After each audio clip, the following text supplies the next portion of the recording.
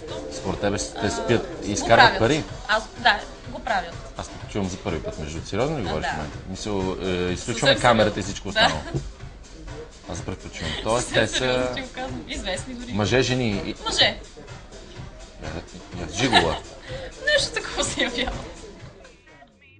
Гостът ни постепенно започна да се притеснява от нашият разговор и особено от въпроси, идващи от МЕН.БГ. Добре, аз така, ако те хвана тебе. Така. Ще иска да ме хваща вече. Добре, ако ме хванеш мене, какво ще направиш? Тебе. Аз вече бях на масаж, така че отпада. Така. И ти кажа, Орлине, днес искам да спиш с мен за една нощ. И на следващия ден да те погледна, това не е ли секс за една нощ? Тоест, ако не ми се обадиш, това вече си секс за една нощ. Да, сещаш ли се ти, къде можеш да намериш, примерно, такива жени? Такива жени и такива мъже има... Кои са местата, на които можеш да намериш това удоволствие? Навсякъде може да са в сладкарница неделя, могат да са в мола, може да са в центъра, може да са тук, примерно във Фейсбук. Зависи кой как е настроен, кой какво търси. Ние, разбира се, ще му помогнем, защото знаем още няколко места, които пропусна Орлин. И те са стриптиз бар, секс-шоп, в фитнеса, в бара, дискотека или в кафето Фейсбук. Ти Чалга не слушаш ли? Не слушам Чалга.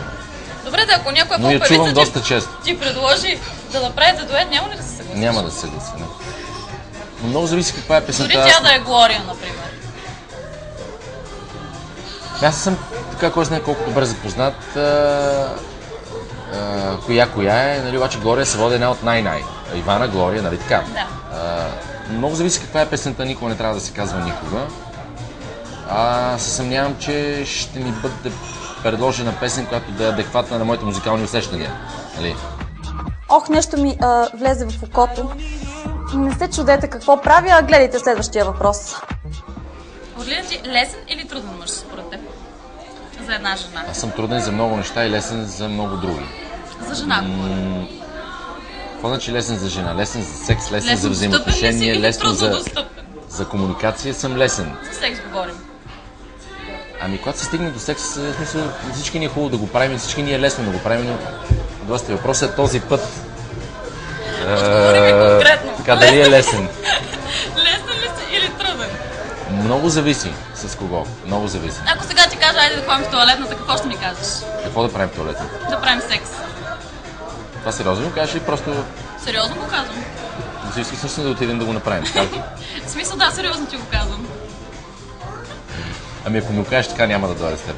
Няма да дойдеш. Значи си но труден ако ми кажеш, моля ти, села, нещо ми е влязло в окото, трябва да ми помогнеш да го извадим. Значи това вече е друго, да. Отговорихме на въпрос. Труден мъж е. Много труден. Ако имаш предложение да участваш в реалити шоу, като Big Brother, би ли приел? Не бих се съгласил. Да, някакси много е важно кой ще бъде вътре също така, в къщата на Big Brother. Май ще погледне първо кандидатите в къща. Ти кое реалити шоу би гледал? В страх? В Big Brother? Не бих опитал страх, бих опитал, но някакси бих опитал по-скоро физическите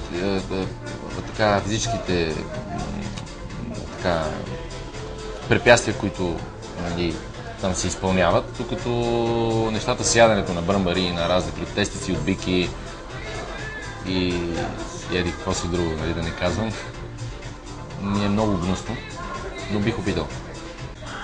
Какво ново може да очакваме от теб в близките месеци? Значи близките 10 дена нищо ще очакваш от мен. В момента записвам един сингъл, той почти е готов и още едно парче правя за фестивал, когато стане готово тогава. Не бързам, това не е фабрика, така винаги съм го казвал, някой път съм казал, че ще издавам албум, в един момент обаче въобще не ми е до пеене, въобще не ми е до правене на музика и също се правя това, което аз искам, нямам продуцент и се съобразявам единствено само със себе си, с това, което чувствам като артист, което е най-добре. Един последен въпрос.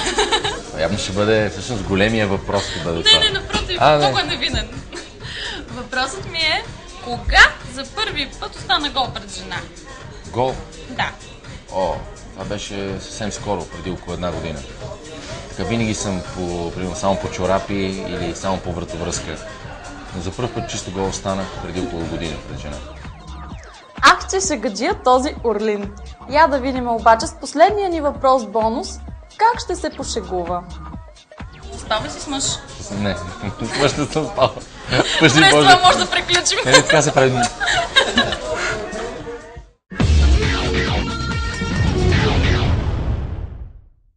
Много приятен разговор проведохме с Орлин.